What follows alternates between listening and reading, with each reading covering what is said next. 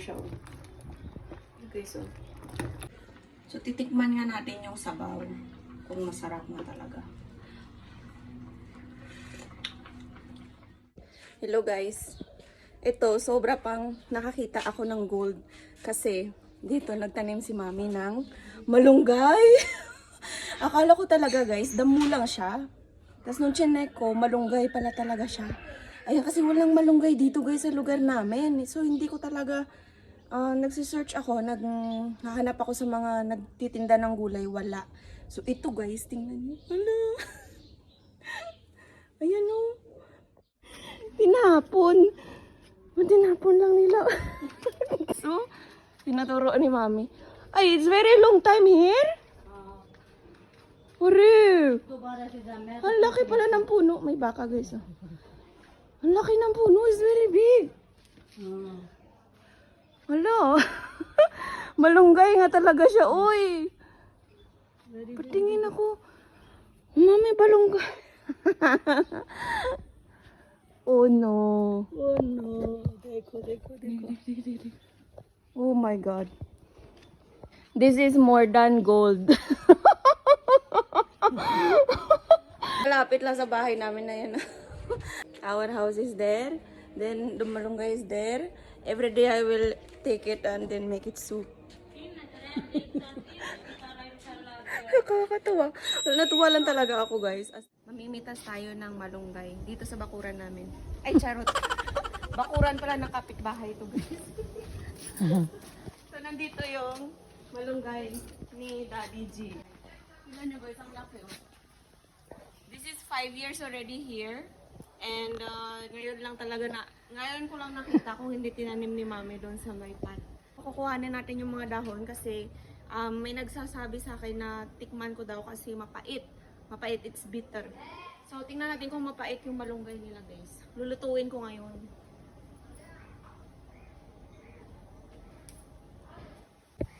Tingnan nyo guys oh. Malunggay talaga siya. 100% malunggay.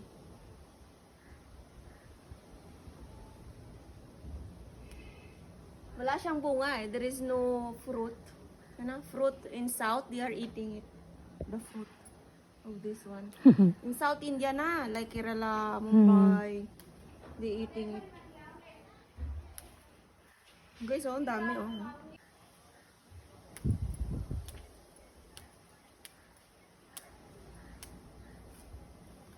Okay na to. Next time naman. Guys, baka ako pala to. Charot. Sungayin na. Baka ako pala to guys. Baka ni Daddy. Kasi may maliit pa dyan. Oh, yun.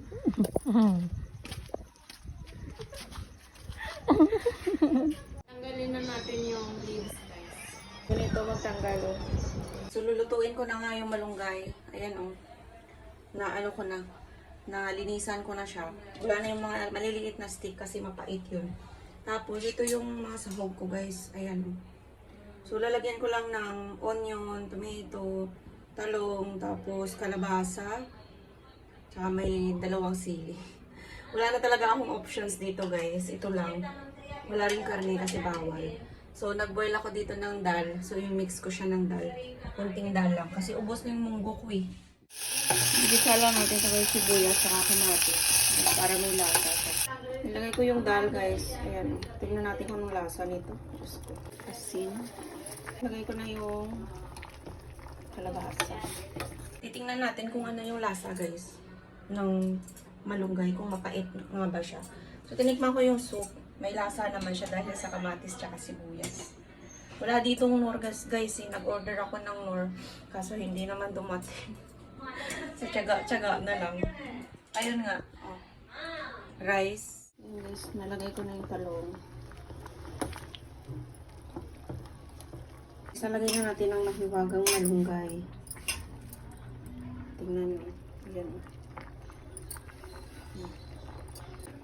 Ayan guys. Ayan na yung version ko ng malunggay. Ganito ako magluto ng malunggay guys, vegetarian malunggay. Walang karne, kasi bawal ang karne. Ayun, may dal siya. Okay, so. Oh, masarap naman siya, oy. Ayan. Diba? Pwede na to. So, titikman nga natin yung sabaw. Kung masarap na talaga.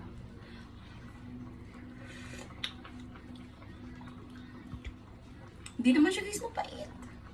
Uy. Hindi siya mapait. Hindi siya mapait. Masarap. Lasang malunggay siya ng ng Pilipinas. Ito, tikman ko yung leaves. Ayan o.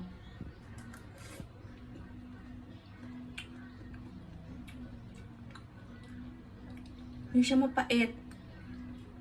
Lasa talaga siya guys. Malunggay talaga. Asin. Guys, oh. Kain tayo. Siyempre, rice. Yan yung rice, guys.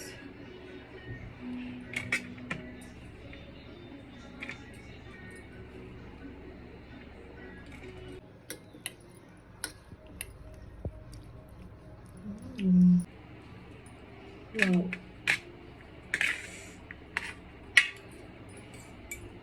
Cheers.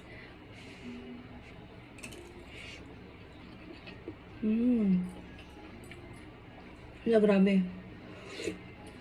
Ang sarap ng sabaw niya. Yan na guys, may sabaw na ako pag kunyari nanganak na ako. Diba? Sarap. Kumakain niya siya. Tura niya, oh. Hoy. Sabaw lang yung sa kanya. Ayaw niya yung leaves. Sabaw lang.